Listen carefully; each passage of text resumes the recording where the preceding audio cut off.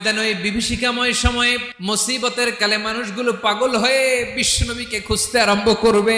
সবাই মিলে বিশ্বনবীর কাছে যেয়ে বলবে, ইয়া রাহমাতাল লিল আলামিন, দেখেন আমাদের কি অবস্থা, কি কঠিন বিপদে আমরা আছি, দাঁড়াতে পারি না, সূর্যের আলোতে ঘেমে হয়রান।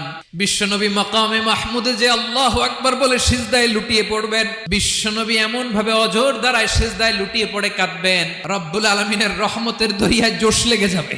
রব্বুল আলামিন এই দৃশ্য থেকে সহ্য করতে পারবেন না। রব্বুল আলামিন বলবেন, ইয়া মুহাম্মদ ইরফা রাসাক, ও নবী আপনি মাথা তোলেন, আপনার কান্না আমি সহ্য করতে পারি না, আজকে আপনি যা চাবেন তাই দেব। ওয়াশফা তুশাফা, যার জন্য সুপারিশ করবেন তার সুপারিশ কবুল করে নেব। নবী মাথা তুলবেন, তুলে বলবেন, রব্বি হাবলি উম্মতি, আল্লাহ তুমি আমার গুনাহগার উম্মতকে বাঁচাও।